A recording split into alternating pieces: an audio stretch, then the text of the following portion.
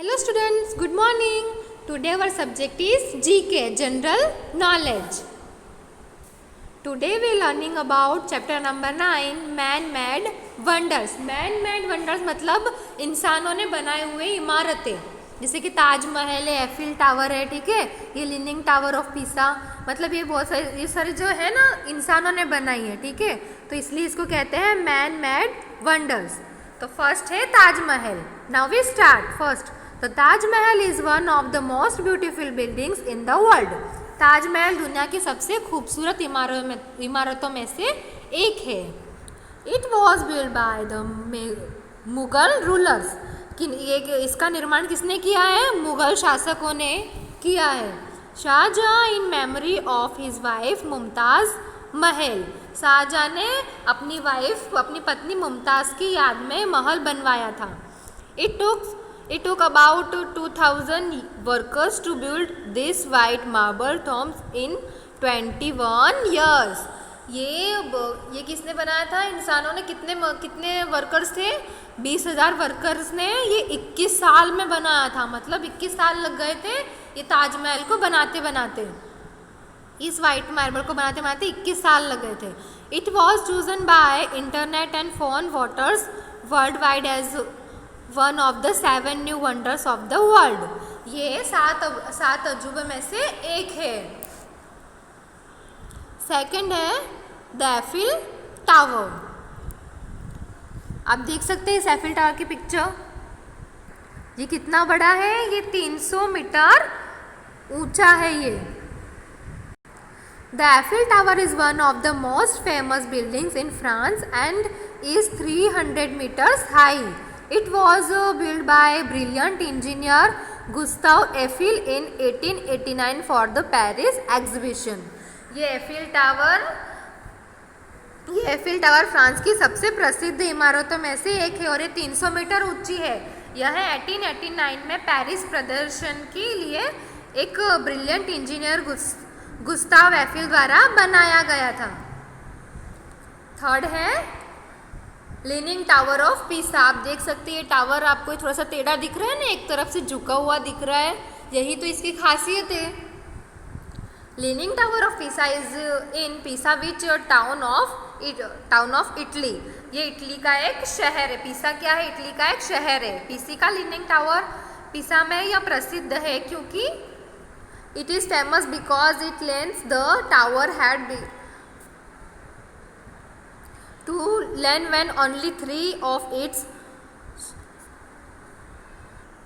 stories had been built because of soft ground under it.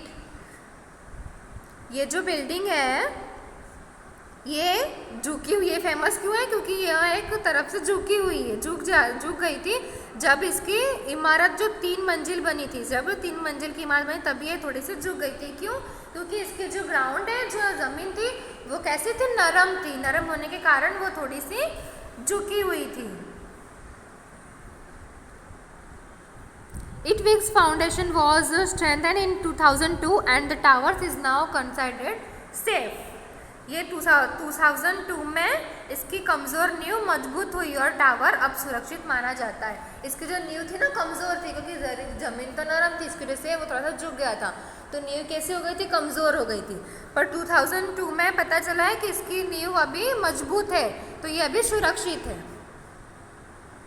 ये अभी safe है. Fourth है ग्रेट वॉल ऑफ चाइना.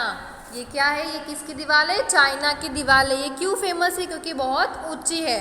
तो चलो हम इसके बारे में जानते हैं, ठीक है.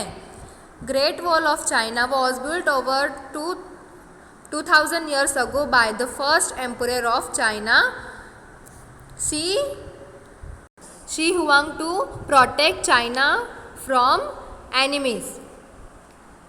तो ये ग्रेट वॉल किस लिए बनाई गई थी? ये 2000 साल पहले, मतलब 2000 साल पहले चीन के पहले जो सम्राट थे ना उनके द्वारा बनाया गया था.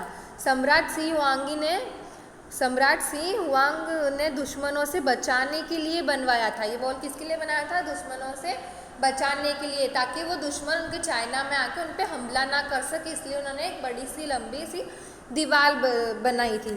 यह 4023 किलोमीटर लंबा है और इसे बनाने में 150 साल लगे। कितने साल लगे? It is 4023 kilometres long and took 150 years to build. इसको बनाने में कितने साल लगे? 150 साल लग गए।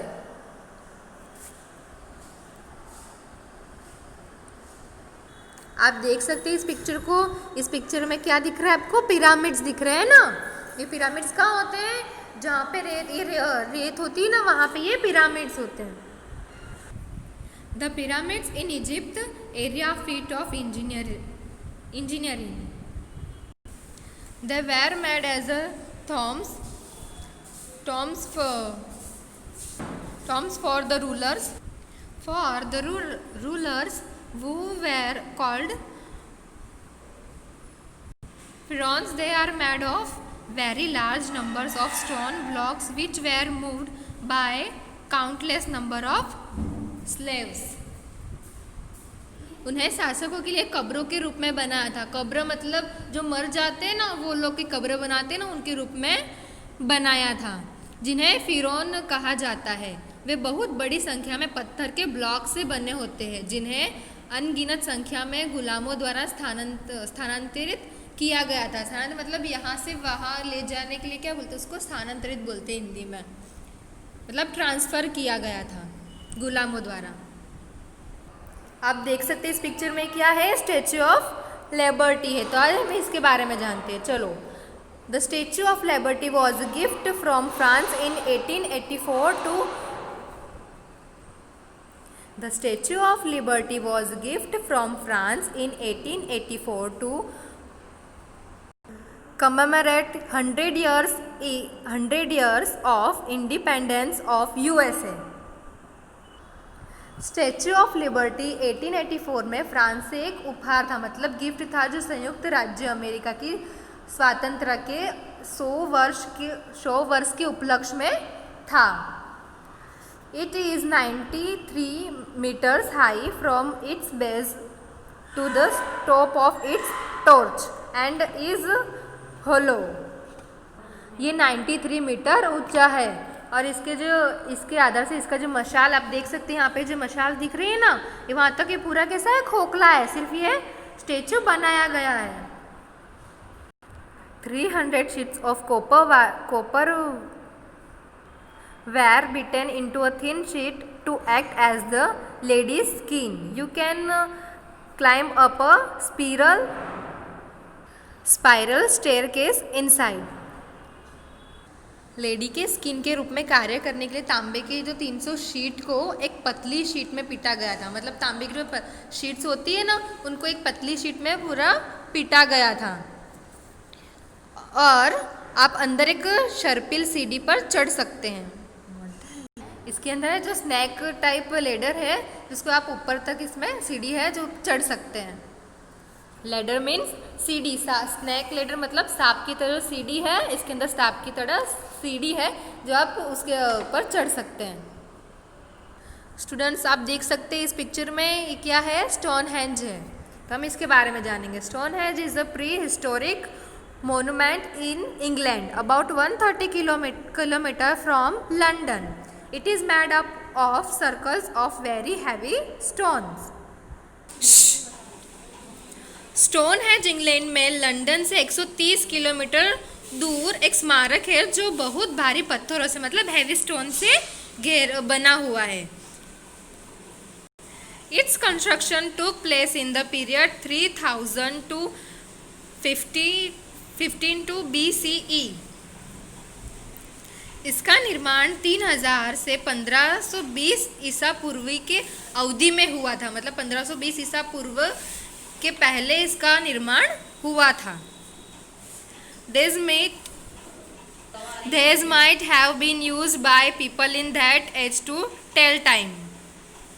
युग के ये युग के लोगों द्वारा हमें बताया गया है कि मंडली की स्थिति को बताने के लिए सूरज को,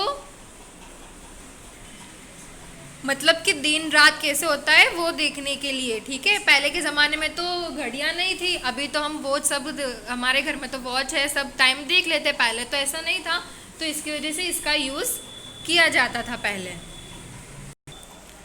The position of the circles allows the sun to shine through or rise above certain stones. How such huge stones were brought and set in particular position remains a mystery.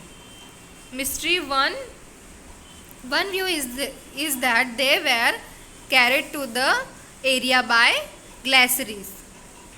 सूर्य को कुछ पत्थरों से ऊपर उठने के माध्यम से चमकने की अनुमति देती है। मतलब कि जब सूर्य उगता है तो जो स्टोन्स होते हैं ना वो चमकते हैं। इस तरह के विशाल पत्थर के बर्तन को विशेष स्थिति में कैसे लाया और स्थापित किया जाता है, यह एक रहस्य है। मतलब ये जो सारे जो पत्थर से इनको कहाँ से लेके आए, कैसे स्थापित किया, कैसे निर्माण किया, ये एक रहस्य है, एक दृश्य है कि उन्हें ग्लेशियरों द्वारा क्षेत्र में लाया गया है। ठीक है, ये एक रहस्य, इसके बारे में किसी को कुछ ज़्यादा पता नहीं है।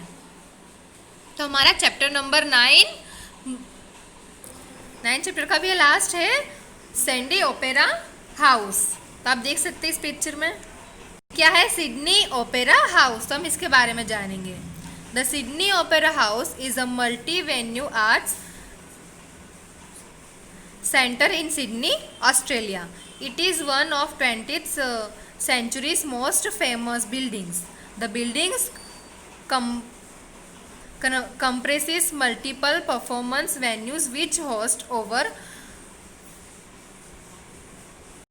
1,500 performances annually. Sydney opera house क्या है? सिडनी ओपेरा हाउस ऑस्ट्रेलिया में एक बहुस्थल कला केंद्र है। मतलब यहाँ पे बहुत सारे लोग आते हैं और यहाँ कला केंद्र मतलब बहुत सारे परफॉर्मेंस किए जाते हैं। यहाँ 20वीं सदी की सबसे प्रसिद्ध इमारतों में से एक है। ये 20वीं सदी की सबसे प्रसिद्ध नामचीन इमारतों में से एक है। इमारत में कई प्रदर्शन स्थान शामिल हैं जो सालाना 1500 से अधिक प्रदर्शनों की मेजबानी करते हैं। मतलब यहाँ पे सालाना 1500 से अधिक प्रदर्शन किए जाते हैं। सो स्टूडेंट्स, हमने आज चैप्टर नंबर 9 में मैन मेड वंडर्स के बारे में जाना। तो हमारा चैप्टर नंबर 9 यहाँ पे